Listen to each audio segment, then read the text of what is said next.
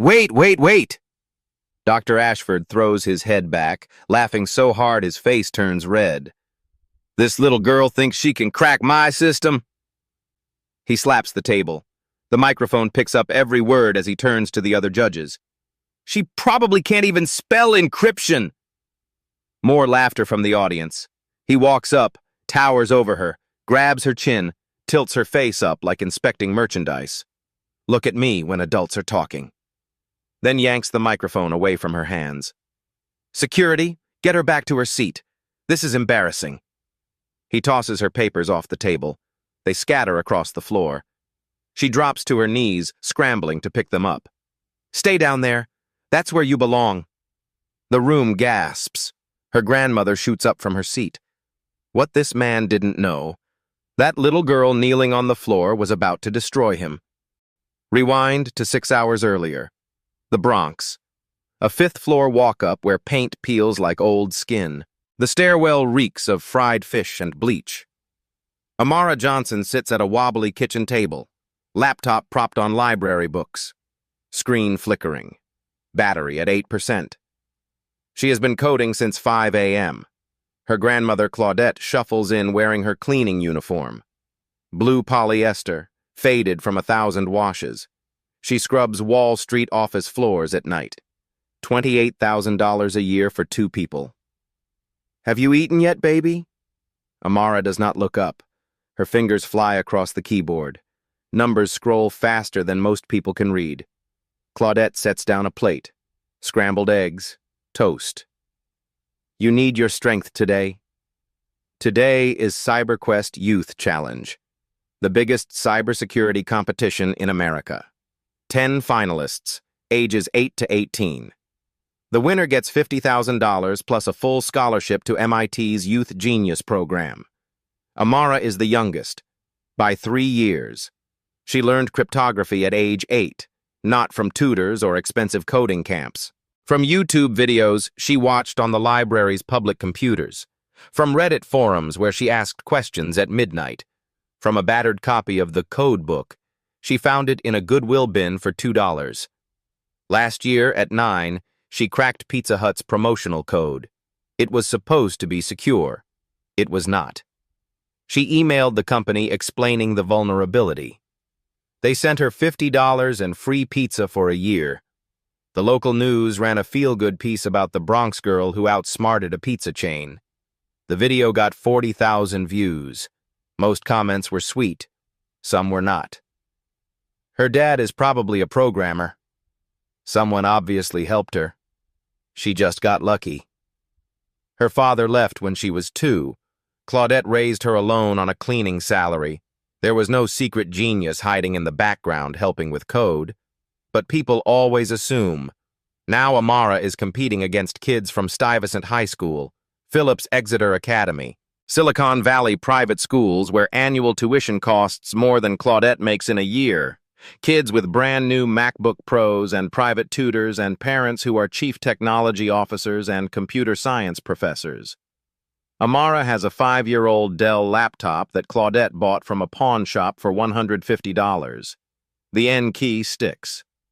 The battery dies after 90 minutes, but it runs Python. That is all she needs. The competition has 3 rounds.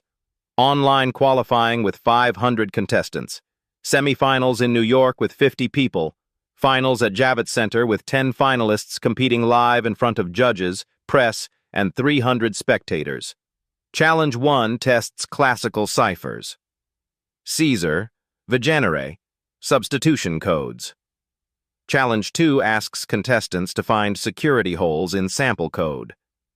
SQL injection, cross-site scripting, buffer overflows. Challenge 3 is the advanced one. Modified RSA 2.48 decryption, designed by Dr. Richard Ashford himself. Richard Ashford, 48 years old, white, PhD from MIT, 15 years consulting for the Pentagon, NSA, and FBI. 2 patents in asymmetric encryption. Best-selling author of Unbreakable, The Future of Military Encryption. He has been a judge at CyberQuest for 7 years. In 7 years, he has never scored a black contestant in the top 3. In 7 years, he has never given high marks to anyone under 13. His stated philosophy from a Tech Insider interview: advanced cryptography requires abstract thinking that young minds simply have not developed yet. And without proper institutional training, proper mentorship, proper resources, raw intelligence only gets you so far. Translation: if you did not attend the right schools, if you do not have the right background, you do not belong here. Challenge 3 is supposed to take 3 hours. RSA encryption is so complex that breaking it normally requires either the secret key or a supercomputer running for decades. But in her semi-final submission, Amara wrote something that made Ashford's jaw tighten. She wrote, "Challenge 3 likely contains a vulnerability in the random number generation used for key creation. If my hypothesis is correct, I can solve it in 45 minutes using a timing attack instead of brute force." Timing attack. That is a real technique used by real hackers. It exploits the tiny delays in how a system processes information. When Ashford read that line, he laughed. He showed it to the other judges. "A 10-year-old thinks she found a flaw in my system." The audacity. But here is what he did not say out loud. If she is right, if there really is a timing vulnerability, then the encryption system he designed for the Pentagon has a critical flaw, one that enemies could exploit, one that would cost him his reputation, his contracts, his credibility. If she is right, 8 years of his work collapses. So he made a decision. He would make sure she never got the chance to prove it. Back in the Bronx apartment, Claudette kisses the top of Amara's head. "You will do great, baby." Amara closes her laptop, slides it into her worn backpack next to a sandwich wrapped in aluminum foil. She does not know yet that the rules are about to change, that the time limit will be cut in half, that she will be humiliated in front of hundreds of people. She does not know that in 6 hours, a man with every advantage will try to crush her in public. She just knows she is ready. 8 a.m. Javits Center Competition Hall. 10 workstations in a semicircle. Cameras overhead. Amara finds Station 7. Her Dell laptop looks ancient beside the sleek machines. Station 1. Kevin Zhang, 17. Dual monitors, mechanical keyboard. Station 4. Sophia Martinez, 16. MacBook Pro, $300 headphones. Station 9. Brandon Whitmore, 16. Custom gaming rig. Station 7. Amara Johnson, 10 years old, and years. Goodwill sneakers. Duct-taped laptop. Dr. Lawson takes the microphone. Stanford professor, fair-minded. "Welcome to CyberQuest Finals. 6 hours total. 3 challenges. Challenge 3 has a 3-hour window. Challenge 1 starts. Classical ciphers. Amara finishes in 38 minutes. Third fastest. Challenge 2 begins at 10. Find code vulnerabilities in a login system. Brandon presents first. SQL injection at line 47. I have patched it. Judges nod. Ashford says, excellent work. Sophia finds cross-site scripting. Kevin finds weak encryption.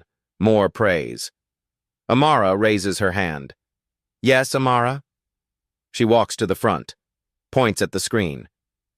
Brandon is right about SQL injection, but there is another problem. Lines 73 to 75, race condition.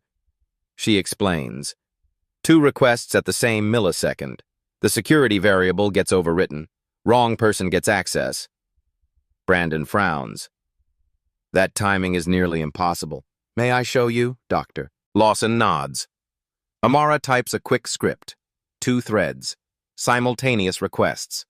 Hits enter. 3 seconds. Screen shows. Access granted. Complete bypass. Silence. Dr. Williams from IBM sits up. She is correct. Race condition. Senior developers miss these. Dr. Lawson. That is graduate-level work. Ashford's jaw tightens. Lucky catch. Dr. Lawson cuts him off. She demonstrated the exploit and the fix, not luck. Scores update. Brandon drops to 82. Amara jumps to 94. Second place. The Bronx section erupts before being shushed. Claudette cries quietly, hands over her mouth. Ashford writes hard on his clipboard. Noon. Lunch break. Amara eats her foil-wrapped sandwich alone.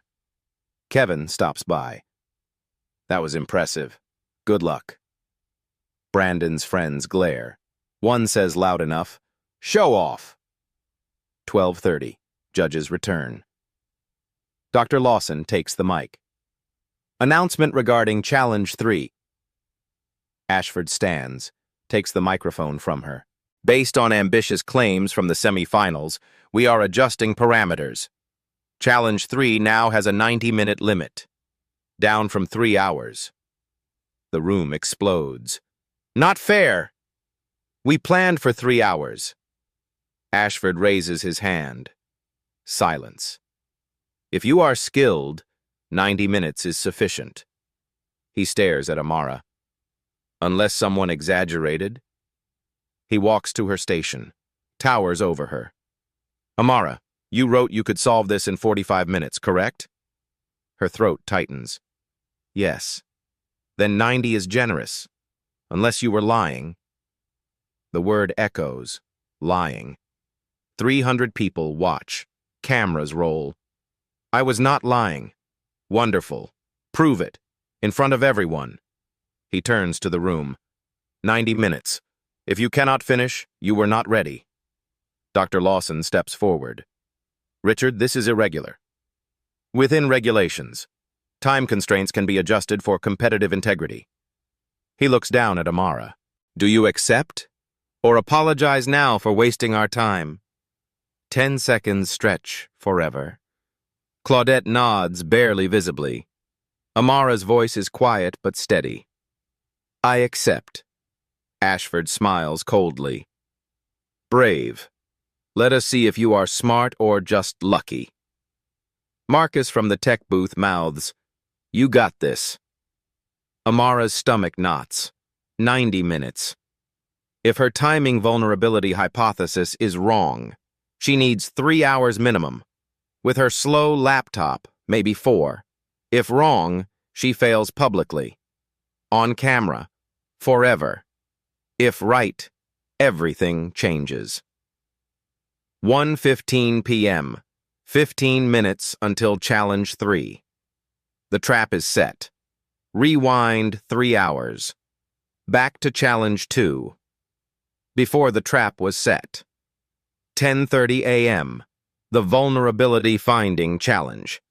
Each contestant scans 200 lines of code looking for security holes. A web login system. Python code. Flask framework. Cameras stream every keystroke to the big screen. Parents watch from the gallery. The air smells like coffee and nervous sweat. Brandon Whitmore finishes first. 16. Palo Alto. Expensive haircut. Confidence that comes from never hearing no. He raises his hand. Dr. Lawson calls him forward. Brandon walks to the display. Points at line 47. Classic SQL injection vulnerability. The username field accepts raw input without sanitization. An attacker could inject malicious commands, dump the database, or bypass authentication. He shows his fix. Parameterized queries. Clean. Professional. The judges lean back, impressed. Ashford speaks. Excellent, Brandon. Textbook execution. Professional security analysis. Dr. Lawson nods. Well done. Can anyone else find vulnerabilities? Sophia raises her hand. Found cross-site scripting. Gets praise. Kevin identifies weak password hashing. MD5 instead of bcrypt. More nods. Dr. Lawson checks her watch. All right, we will score. A small hand goes up. Station 7. Yes, Amara? Amara stands. Her chair scrapes loud. She is tiny. The desk reaches her chest. She stands on tiptoes to be seen. Her voice barely carries. Brandon is right about SQL injection. Sophia is right about scripting. But there is something else. She walks forward slowly. Every eye follows. She reaches the screen, stretches up to point. Here, lines 73 through 75, race condition. Silence. Brandon frowns. What? No. I checked. If two requests come at exactly the same time, like two browser tabs clicking login simultaneously, the variable user verified gets written by both.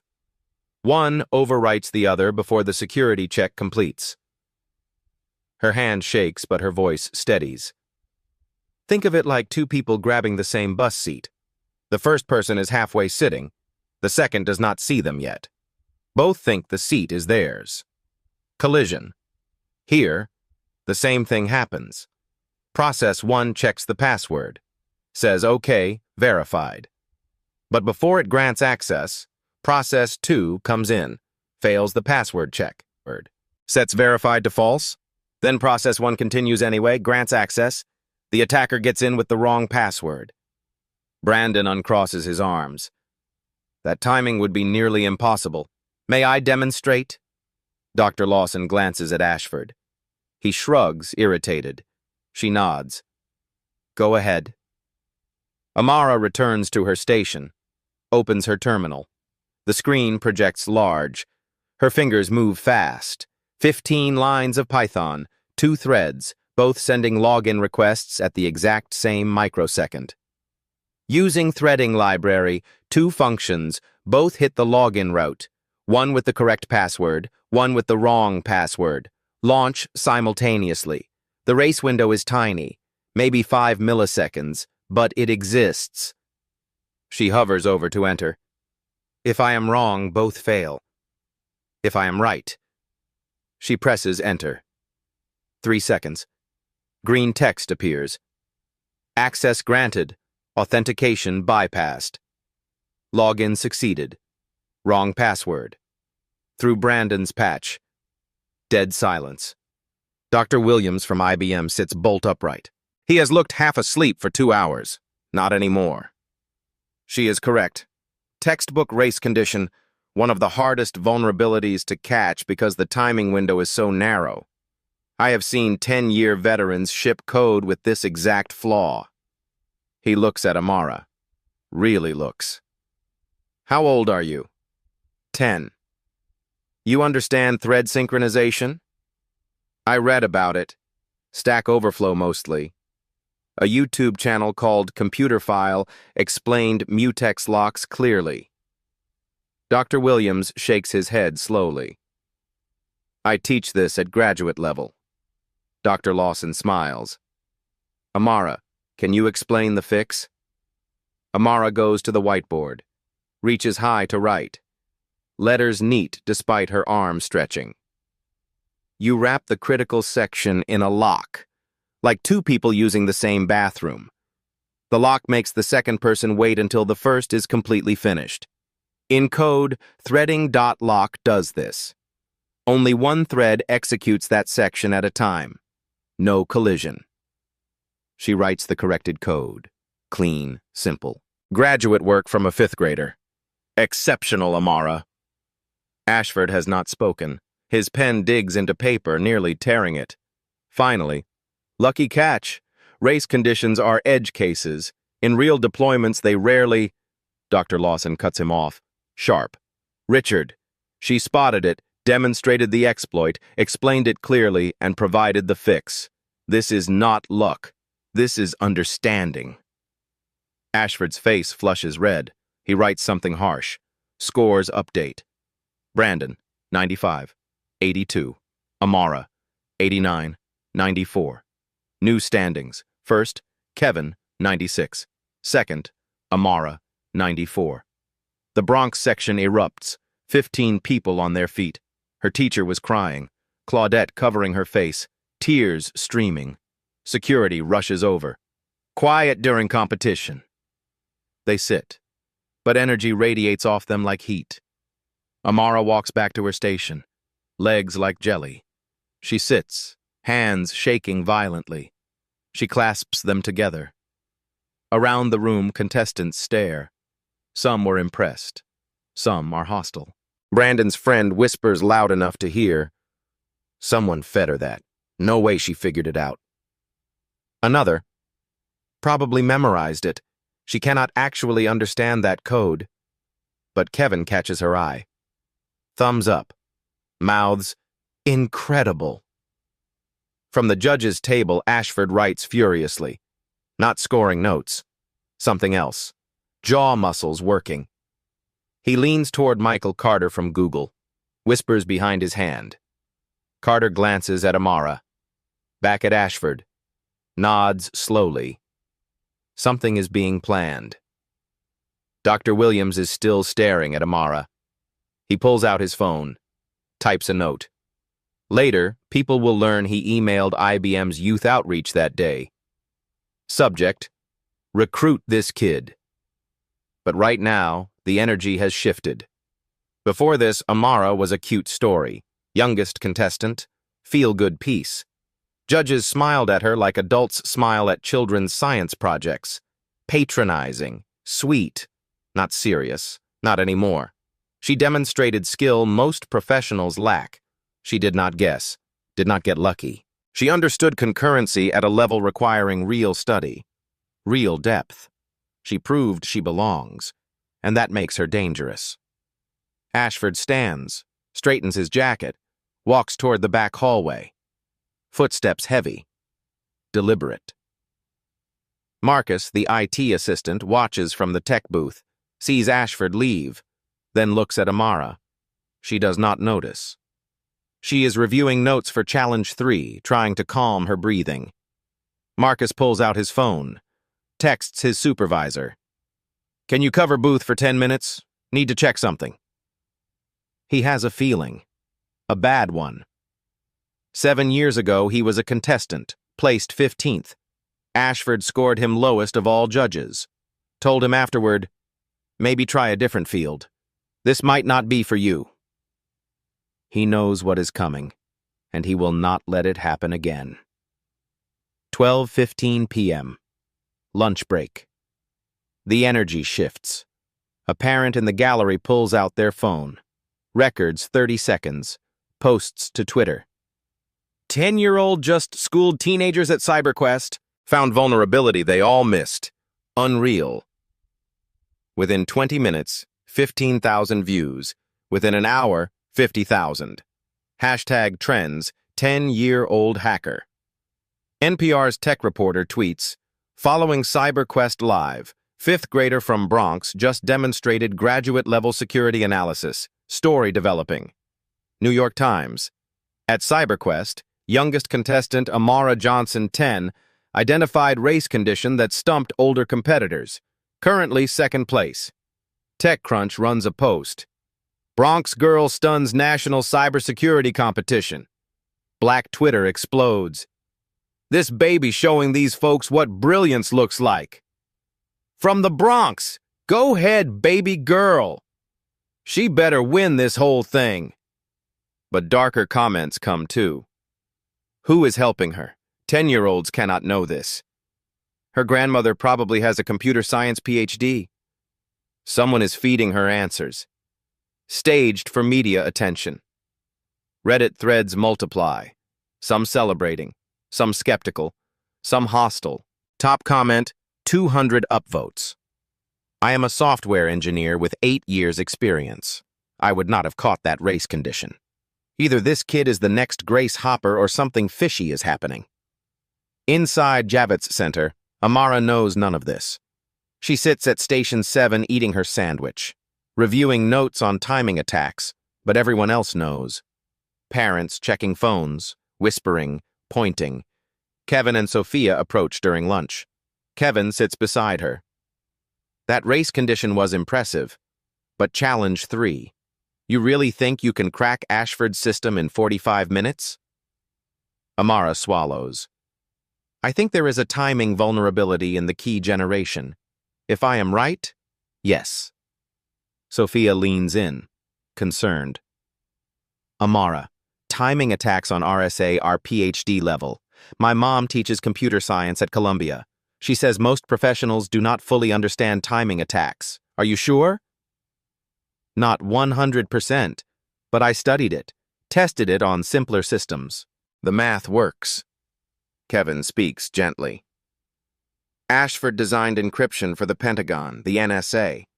If there was a flaw, someone would have found it. Maybe they were not looking, Sophia sighs. If you are wrong, you fail in front of everyone.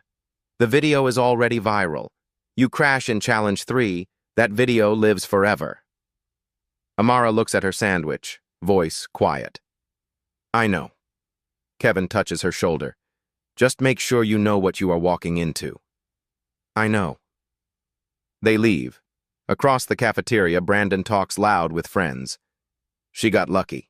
One trick. Watch her bomb Challenge 3. Ashford's system is impossible.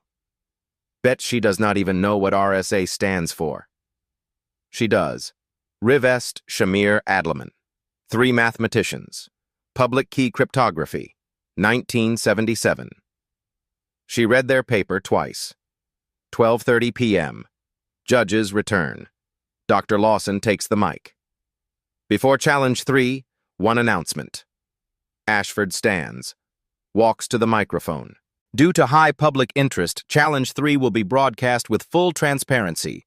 All 10 contestant screens will stream in real time to the main display. The audience will watch every line of code, every keystroke. Murmurs run through the room. This ensures complete integrity. No one can claim assistance or impropriety. He looks at Amara. Unless anyone has a problem with transparency. Dr. Lawson steps forward. Richard, this is unprecedented.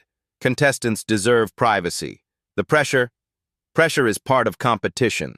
We are training cybersecurity professionals. They need to perform under observation, not negotiable. He turns to contestants.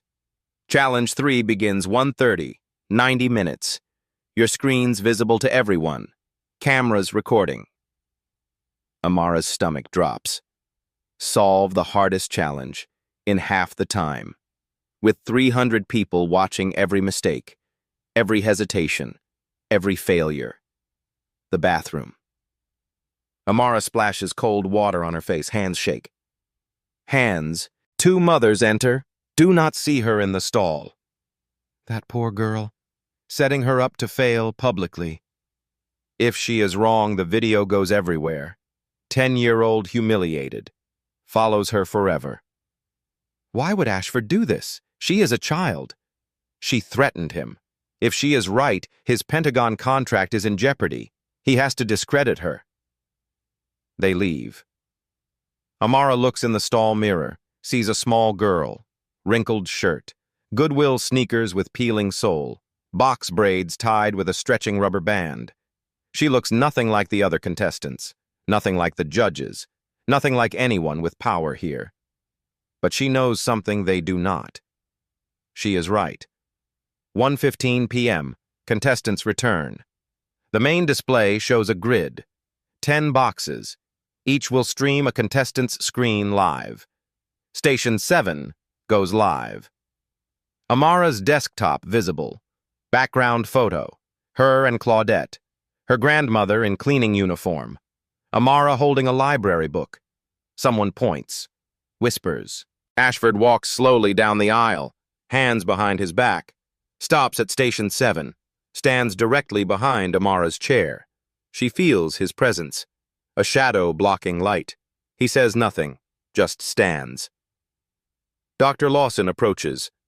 Richard, what are you doing? Observing.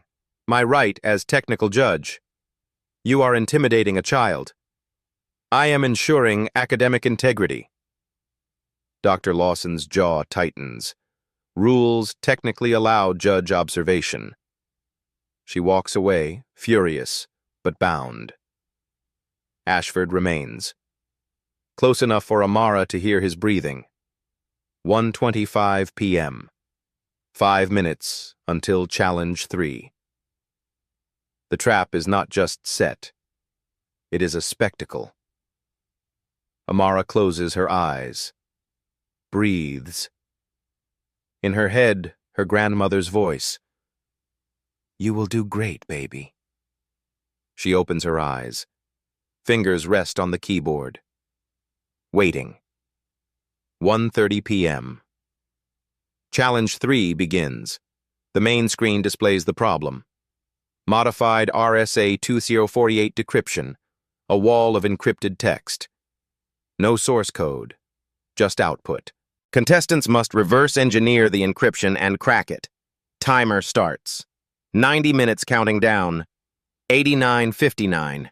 89:58. All 10 screens live on the grid. Everyone can see everything. Amara stares at her laptop. Encrypted messages fill the screen. Long strings of random-looking characters. She types commands to decode them into raw bytes. Behind her, Ashford stands, arms crossed, watching her screen. She feels his breath on her neck. Her fingers tremble. She types. Backspaces. Types again. Hits enter. Output appears. Hexadecimal data. She analyzes patterns. Obstacle 1. The laptop. Her Dell struggles. Decryption analysis requires running multiple processes simultaneously. Her machine cannot handle it. The fan whines, high-pitched, loud. CPU maxing out. She runs a test script. 30 seconds to compile and execute. 30 precious seconds. Another test. 30 seconds again. At this rate, she will waste her 90 minutes waiting for processing. Kevin at Station 1 has dual monitors. His scripts run in 5 seconds. 3 tests ahead already.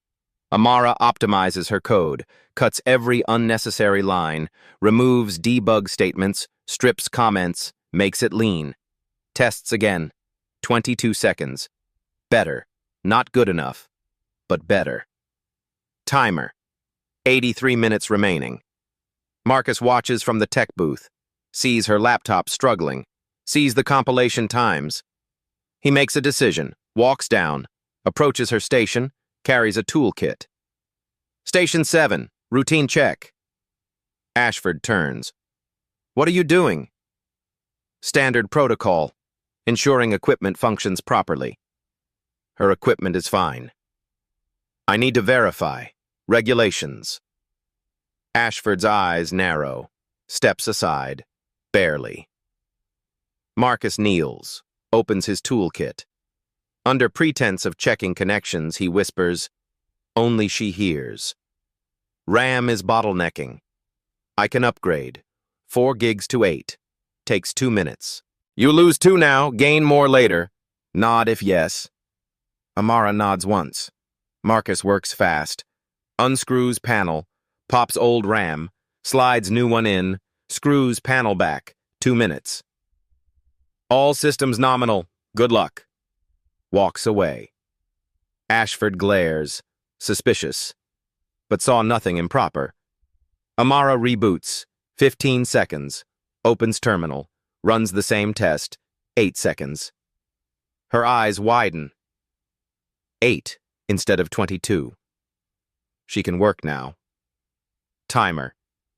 79 minutes. Obstacle 2. The approach. Amara has a hypothesis. Ashford's system uses a random number generator for encryption keys. If that generator has a timing flaw, she can predict the seed and reconstruct keys. But her hypothesis rests on assumptions. She assumes standard generator, Mersenne twister. She assumes system clock timestamp seed. She assumes seed updates at intervals, not continuously. If any assumption is wrong, her approach collapses.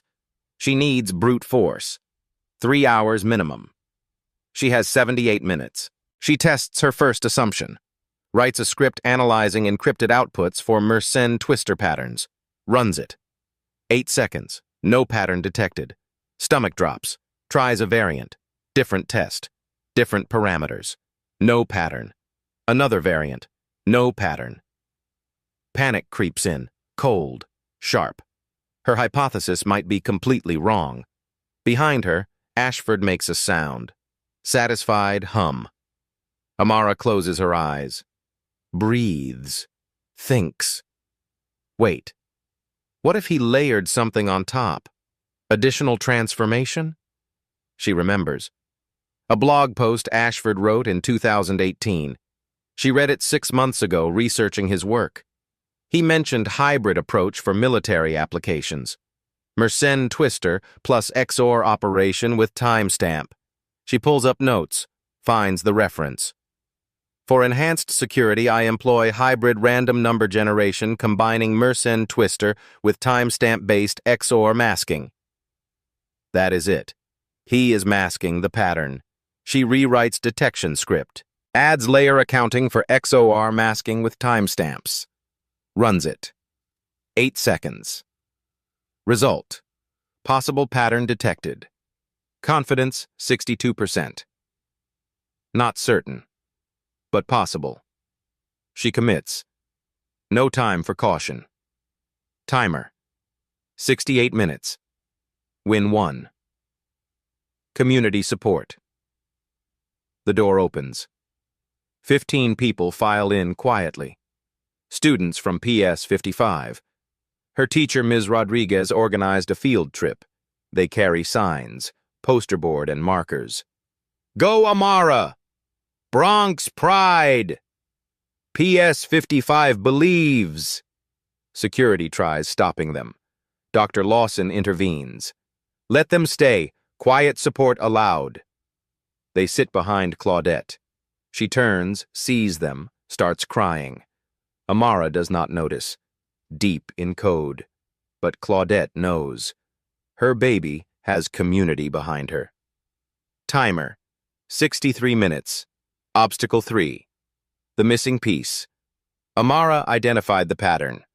Now needs the seed value. Starting point for random number generator. Knowing the seed recreates the entire key sequence. But finding seed requires knowing exactly when encrypted messages were generated. She checks message metadata. Timestamps included, but rounded, not precise. First message, 1200 hours. Noon. Noon exactly? 1201? 1202? Wrong guess means incorrect key sequence. She writes another script, analyzes intervals between messages. All multiples of 15 minutes, 1200, 1215, 1230, 1245. 15-minute intervals. Exactly. Not natural. Deliberate. Ashford updates seed every 15 minutes. Not continuously. That means 96 possible seed values in 24 hours. Not millions. 96. She can test 96 values. Feasible. Fingers fly. Writes brute force loop. Test all 96 seeds for today. See which matches encrypted output. Hits enter. Script runs. Testing seed 1, 2, 3. Screen fills with output. Failed. Failed. Failed. Seed 15. 16. Timer. 58 minutes. Other contestants take different approaches. Kevin tries a factorization attack. Sophia attempts padding Oracle exploit. Brandon gave up. Browser window open. Researching. Not implementing. Seed 32, 33. Failed. Failed. Amara's hands grip desk. Come on, please. Seed 41, 42. Timer. 54 minutes. Win 2. Encouragement. Ms. Rodriguez stands in back. Cannot stay quiet. Amara, you can do this, baby. We believe. Security moves. Dr. Lawson raises hand. Let her speak. PS 55 students stand. Quiet chant. Amara! Amara! Others join. Not everyone. Enough. Rumble of support. Ashford's face red. This is disruption. Dr. Lawson cuts through. This is encouragement. Sit down, Richard. Chant continues 10 seconds. Dies down. Energy remains. Amara hears it. Looks up briefly. Sees her community. Nods once. Tiny. Back to code. Seed 53, 54. Timer. 50 minutes. Obstacle 4. Doubt. Seeds keep failing. 60 tested. 70. 80. What if she is wrong? What if 15-minute pattern is coincidence? 85 tested. 5 left. Throat tight. Eyes burn. Seed 86. Failed. 87. Failed. 88. Failed. 3 left. Timer. 48 minutes. If these fail, start over. Different approach. Not enough time. Seed 89. Failed. 2 left. Ashford behind her. Quiet laugh. Smug. Seed 90. Failed. 1 left. Finger hovers over enter. Last chance. Presses. Script runs. Testing seed 91. 8 seconds feel like 8 hours. Output appears. Match found. Seed 169.8422400. Unix timestamp 2024 12 to 24 12 on Twak Oku. Breath stops. She found it. Seed value. Key to the entire system. Types rapidly. Uses seed to regenerate key streams. Feeds into a decryption algorithm. Encrypted messages transform into plain text. Message 1. Operation Nightfall begins at 0600. Message 2. Asset deployed to Sector 7. Message 3. Confirm authorization code Delta 99. Fake military messages. Challenge scenario. But decrypting. Correctly. She cracked the system. Timer. 45 minutes remaining, 45 minutes to spare. Exactly as she predicted. Behind her, Ashford sees her screen. His face goes white. She did it. 45 minutes remaining. Amara has cracked the encryption. Messages decrypted. System broken. She leans back. Exhales. Behind her, Ashford sees her screen. Sees the plain text. His face drains white. Then red. Then white again. He walks fast toward the judge's table. Amara does not notice. She prepares her submission. Documents her approach. Writes explanations. Step 1. Step 2. The seed discovery. Key regeneration. Decryption process. Timer. 42 minutes. At the judge's table, Ashford leans close to Dr. Lawson. Whispers urgently. She shakes her head. He whispers more intensely. Points at a rule book. Dr. Lawson's face hardens. She argues back. But Ashford keeps pointing. Michael Carter leans in. Reads what Ashford points at. Eyebrows raise. Nods slowly. Dr. Lawson stands abruptly. Chair scrapes loud. Walks away. Arms crossed. Furious, but outvoted. Ashford takes the microphone. Contestants, important procedural announcement. The room goes quiet. 10 contestants look up. Challenge 3 involves direct assessment of published work by one of our judges, my encryption system. In the interest of academic integrity, I am invoking Rule 17, Expert Observer Protocol. Dr. Lawson turns, voice sharp. Richard, that is unnecessary. Within regulations. Rule 17 states when a challenge evaluates work authored by a competition official, that official may request real-time peer review. He looks at Amara. I will observe the completion and submission process for any contestant claiming to have found a flaw in my design. I will stand beside that workstation. May ask clarifying questions about methodology, to ensure work is genuinely theirs. Dr. Lawson's voice rises. You are intimidating a child. Exercising my rights under rules. Dr. Carter, you reviewed Rule 17? Carter nods reluctantly. Technically within the rules. Highly unusual for youth competition.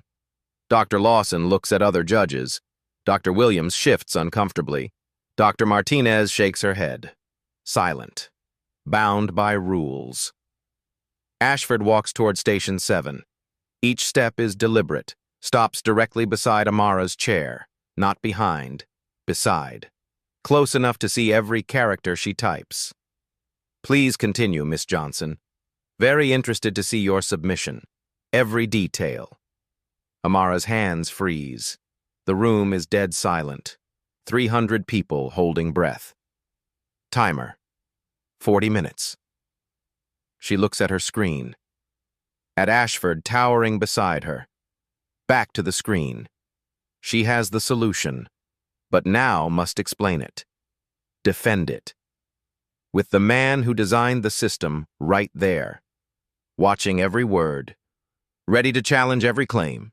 The challenge just changed, not about solving anymore, about surviving interrogation. Dr. Lawson walks to the microphone, voice controlled but cold. For the record, I formally object to this application of Rule 17. Ashford does not look at her, eyes locked on Amara's screen. Objection noted. Rule stands. Continue, Miss Johnson. 40 minutes. Use them wisely. Cursor blinks. Waiting. Claudette grips armrests. Knuckles crack. Marcus watches. Cannot help now. PS 55 students frozen. Amara swallows. Throat dry. Hands shaking. Put them back on the keyboard. Types one word, another. Builds a submission document. Ashford leans closer, reading every line. Trap within the trap has sprung. She is inside it. Timer, 40 minutes remaining. Amara types her explanation. Ashford stands beside her, reading over her shoulder. His cologne is overpowering. She writes, "The encryption system contains a timing vulnerability and random number generation for key creation." Ashford speaks loud enough for microphones. Timing vulnerability. Define that. She keeps typing. The system generates keys using a pseudo-random generator seeded by system clock timestamp. How did you determine this? Statistical analysis of encrypted output patterns? Show me that analysis. Her hands pause. She did not save intermediate files, ran them, saw results, moved forward. I ran analysis but did not save. Did you not save your work? Convenient. Continue. Face burns. Timer, 37 minutes. She writes, the seed updates every 15 minutes. This creates only 96 possible seed values per day. Ashford leans closer. Every 15 minutes. Very specific. Evidence? Message timestamps show 15-minute intervals. Timestamps could be coincidental. Correlation is not causation. Did you test alternatives? I tested multiple frequencies. 15 minutes was, but did not save those tests. No. So we trust your unverified memory? Jaw clenches. Types faster. Timer, 34 minutes. Uncomfortable silence. This is not peer review. This is interrogation.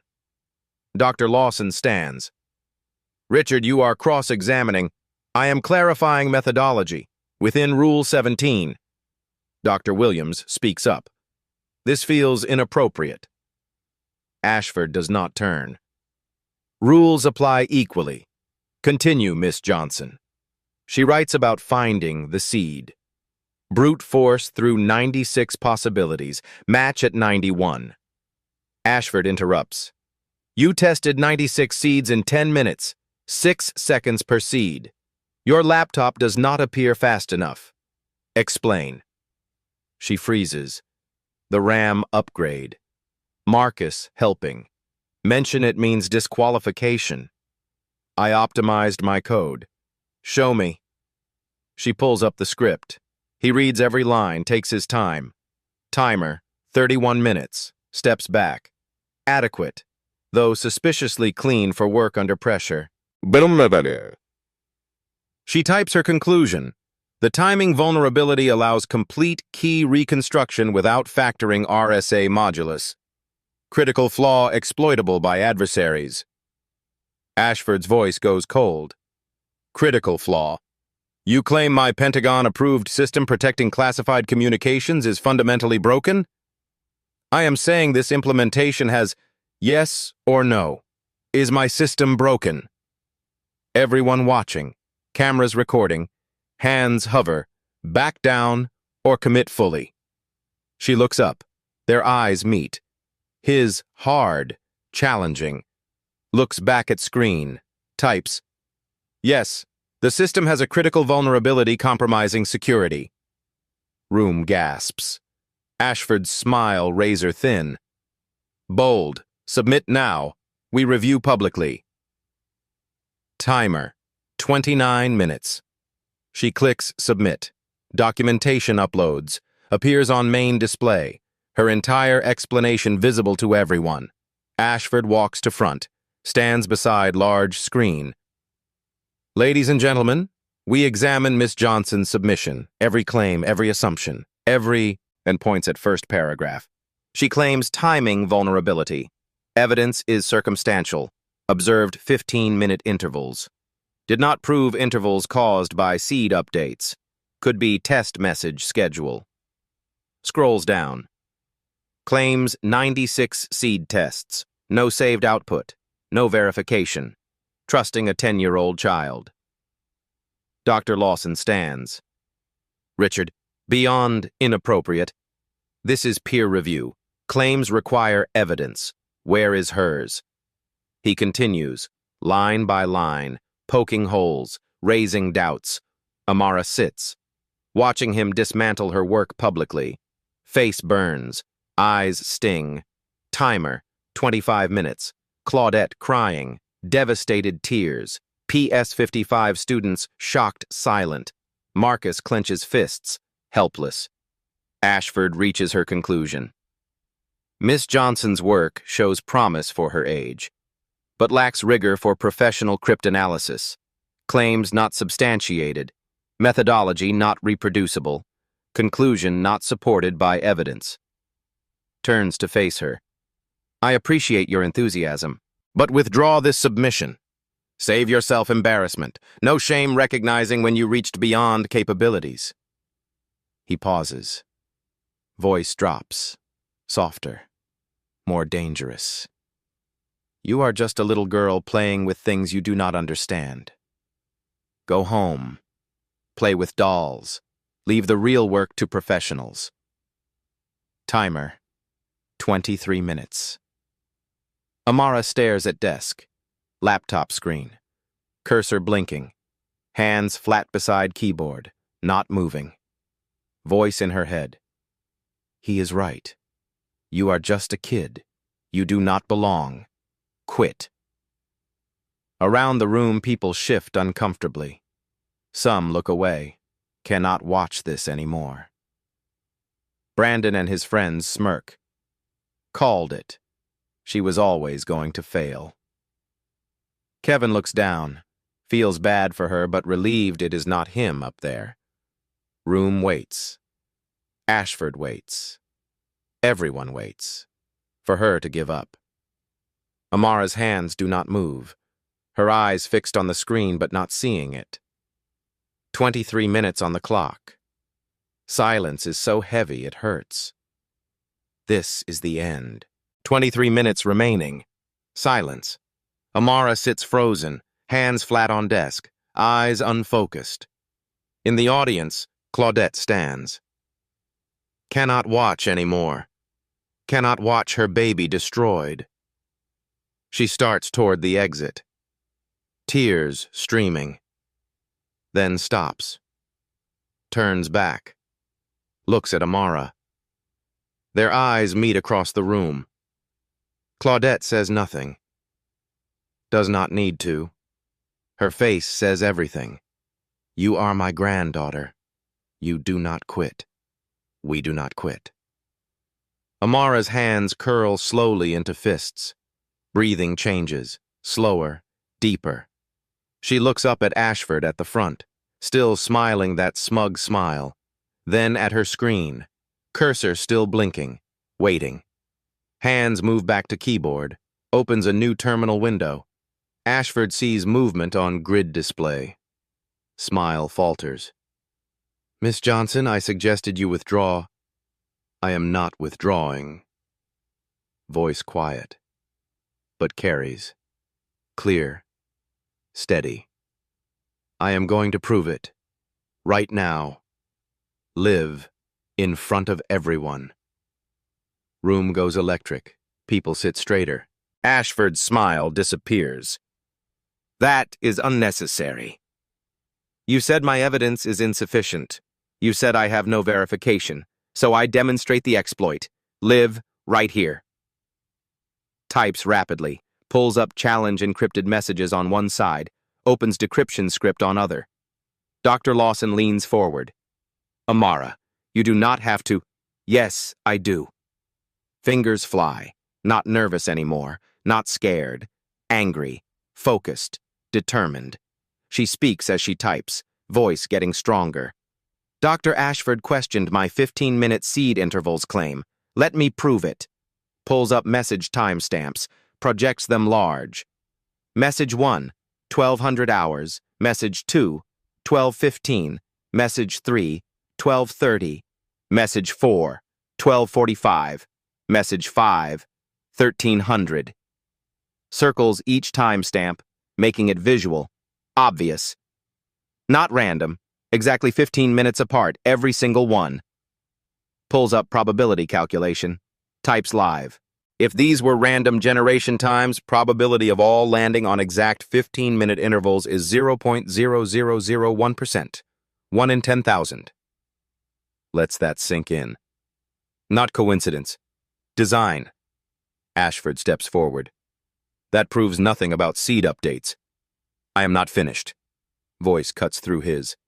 Sharp. No deference. Opens another window. Runs her seed testing script again. This time saves every output. Makes it visible, scrollable, verifiable. You said no verification. Watch. Script runs. Testing seed values one by one. Each result appears. Failed, failed, failed. Audience mesmerized. Seed 20, 30, 40. Ashford's face goes from confident to concerned to worried. Seed 50, 60. This will take forever, he starts. 20 seconds. Watch. Seed 70, 80, 90. Seed 91. Match found. Screen fills with output. Seed value. Regenerated key stream. Decryption algorithm processing. Then, line by line, encrypted messages transform. Operation Nightfall begins at 0600. Asset deployed to Sector 7. Confirm authorization code Delta 99. Perfect decryption. Right in front of everyone. No questions, no doubts. Room explodes. Not applause yet. Gasps, exclamations, people standing to see better. Dr. Williams from IBM on his feet. Staring. She did it. She actually did it. Amara is not done. Turns in chair, looks directly at Ashford, still at front, not smiling. Pale. You questioned my methodology. Let me explain. Step by step. She stands, walks to front. Small girl, big presence. Your system uses Mersenne Twister for random number generation. Standard. But you added XOR masking with timestamp, your proprietary modification. Points at her analysis. Problem is you update seed every 15 minutes instead of continuously, for consistency. So encrypted messages in same 15-minute window use same key stream. Pulls up diagram. Draws on digital whiteboard as she speaks. That reduces your key space from 2 to the power of 2048, effectively infinite, to 96 possibilities per day. That is a timing attack. Dr. Martinez from MIT stands. Can you explain more simply for our audience? Amara nods, in her element now. Teaching. Imagine a lock with 1 trillion possible combinations, unbreakable. But the lock only changes combinations 96 times per day, at exact 15-minute intervals. If you know what time the lock was set, you only try 96 combinations instead of 1 trillion. Points back at screen. That is what Dr. Ashford's system does. Encryption is strong. RSA 2048 is excellent. But key generation is weak. Creates a pattern. Patterns can be exploited. Room dead silent. Everyone understands now. Dr. Williams speaks. Voice carries weight. If this vulnerability exists in the actual Pentagon system, does not finish, does not need to, everyone knows. Classified communications, military operations, national security, all potentially compromised. Ashford finds his voice. This is theoretical. In practice, attacker would need exact timestamp, which is in message metadata. You include timestamps for synchronization, so yes, attacker would know. Not disrespectful, not gloating, just stating facts. Cold, clear, undeniable. Ashford opens mouth, closes it, opens again. Nothing comes out. Dr. Lawson stands, walks to front, looks at demonstration on screen, looks at Ashford. Richard, is this accurate? Does your Pentagon system use same seed update interval? Ashford's jaw works. Military implementation has additional security layers. Not what I asked. Does it use 15-minute seed intervals? Long pause. Yes. Word drops like stone. Dr. Lawson turns to Dr. Williams and Dr. Martinez. We verify this with competition encryption samples. Cross-check her work. Dr. Williams nods, pulls out laptop, runs verification scripts. Dr. Martinez does same. 3 minutes of tense silence. Dr. Williams looks up. Her math is correct. Seed interval confirmed. Vulnerability is real. Dr. Martinez nods. Verified. Legitimate timing attack. Dr. Lawson turns to Ashford. Voice ice. You submitted a cryptographic challenge based on a flawed system. A system currently protecting military communications. Ashford says nothing. Face white. She turns to Amara. Miss Johnson, on behalf of the judging panel, I owe you an apology. Your work is not just correct, it is exceptional. Room erupts. Applause, real applause. Bronx section screaming. PS 55 students jumping. Claudette both hands over face, sobbing with joy. But the moment that breaks the internet happens next. A man in back stands, gray suit, Pentagon ID badge visible. Excuse me, Colonel James Reston, Defense Information Systems Agency, observing this competition. Everyone turns, room quiet again. Miss Johnson, I need to ask you questions about this vulnerability, because if what you demonstrated is accurate, we have a serious security issue needing immediate attention. He looks at Ashford, expression not friendly. Dr. Ashford, I need to speak with you as well, privately. Ashford's career just ended. Everyone knows it. Timer. 19 minutes remaining. Does not matter anymore. Amara Johnson, 10 years old, from Bronx, wearing Goodwill sneakers, using duct-taped laptop, just exposed critical flaw in Pentagon encryption. In front of 300 witnesses and a dozen cameras. The little girl they laughed at just proved she was the smartest person in the room. Kevin stands, starts clapping. Slow, deliberate, then faster. Sophia joins, then others, one by one. Even contestants who doubted her. Standing ovation builds. Wave of recognition. Respect. Awe. Marcus in tech booth pumps his fist. Tears in his eyes. Amara stands at front, small, powerful, victorious. She did not just win a competition. She changed everything. The applause continues. Amara stands at front, overwhelmed. Dr. Lawson raises her hand. Room quiets. Brief recess while judges finalize scoring. 15 minutes.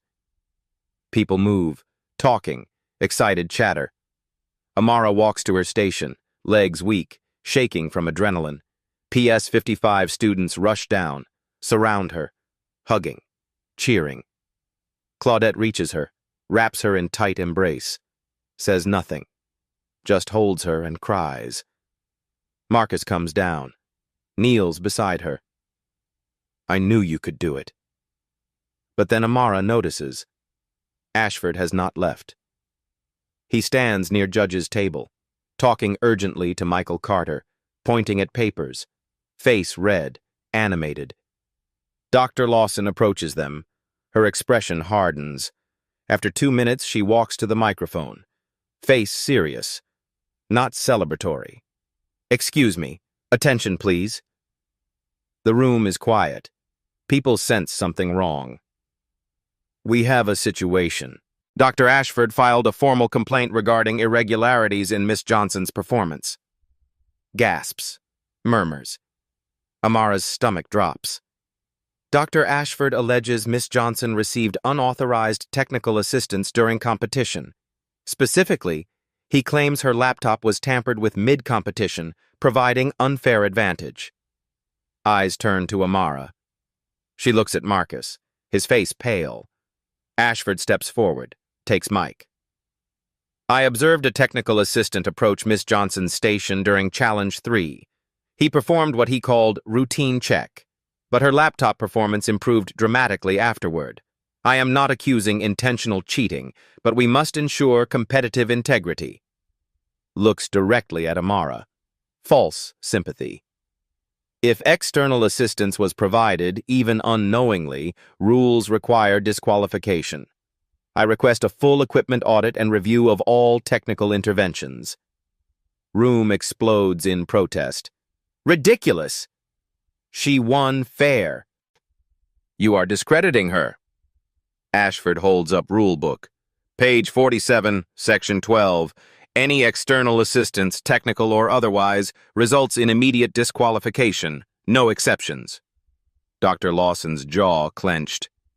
"This is serious. We must investigate." Looks at Amara, sympathy in eyes, but also duty. "Miss Johnson, did anyone provide technical assistance to your equipment during the competition?" Amara looks at Marcus, standing frozen. If she tells the truth, he loses his job. Maybe worse, if she lies and they find out, she loses everything. Colonel Reston stands. "I can provide testimony. I observed the entire competition. I saw the technical assistant approach her station." Ashford's smile returns, thin, victorious. "Then the matter is settled. Disqualification warranted pending investigation." Amara went from triumph to potential disqualification in 90 seconds. Trap has one more layer. Ashford just sprung it. Silence. Amara stands. "Yes, Marcus upgraded my RAM, 4 to 8 gigabytes. Gasps. Ashford smiles. "Then by rules..." "But my laptop was failing. He gave me the ability to work at the same level, not answers." Points at Kevin's station. "He has 16 gigabytes. I had 4. 5-year-old pawn shop laptop." Dr. Williams stands. "Equipment disparity is real." Marcus steps forward.